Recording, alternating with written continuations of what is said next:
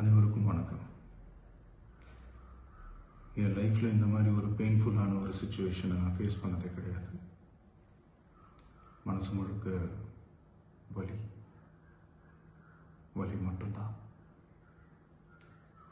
இந்த சுற்றுப்பயணத்தில் என்னென்ன மக்கள் பார்க்க வராங்க, அதுக்கு ஒரே ஒரு காரணம் தான், அவங்க என் மேலே வச்சிருக்கிற அன்பும் பாசம்.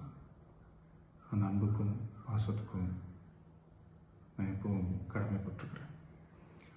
அதனால தான் இந்த சுற்றுப்பயணத்தில் மற்ற எல்லா விஷயங்களையும் தாண்டி மக்களுடைய சேஃப்டி, அதில் எந்த காம்ப்ரமைஸும் பண்ணிடக்கூடாதுன்றதுக்காக தான் அது என் மனசில் ரொம்ப ஆழமாக இருக்கும் அந்த எண்ணம்.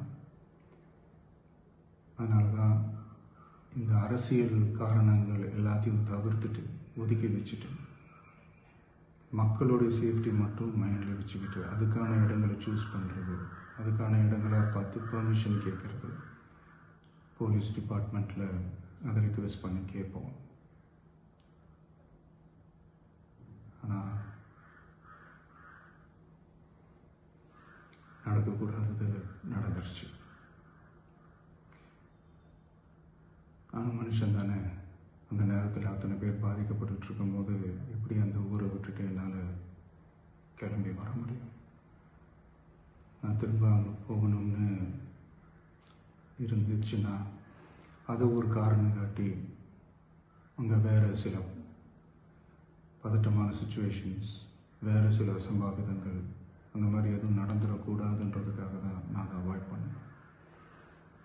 இந்த நேரத்தில் சொந்தங்களை இழந்து தவிக்கிற அத்தனை குடும்பங்களுக்கும் என்னுடைய ஆழ்ந்த இரங்கலை தெரிவிச்சுக்கிறேன். எனக்கு தெரியும், என்ன சொன்னாலும் இது ஈடேயாகாதுன்னு எனக்கு தெரியும். ஹாஸ்பிட்டலில் ட்ரீட் பண்ணிகிட்ருக்கிற எல்லாருமே சீக்கிரமாக க்யூர் ஆகி வரணுன்றதை இந்த நேரத்தில் நான் வேண்டிக்கிறேன். கூடிய சீக்கிரமே உங்கள் எல்லாரையும் நான் சந்திக்கிறேன். இந்த நேரத்தில் எங்களுடைய வலிகளை, எங்களுடைய நிலைமையை புரிஞ்சுக்கிட்டு எங்களுக்காக பேசின அரசியல் கட்சிகளை சார்ந்த நண்பர்கள், தலைவர்கள் அனைவருக்கும் என்னுடைய நன்றியை தெரிவிச்சுக்கிறேன்.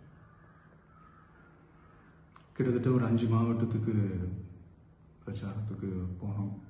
இந்த மாதிரி எதுவுமே நடக்கல. ஆனால் கரூரில் மட்டும் ஏன் எப்படி நடக்குது, எப்படி நடக்குது?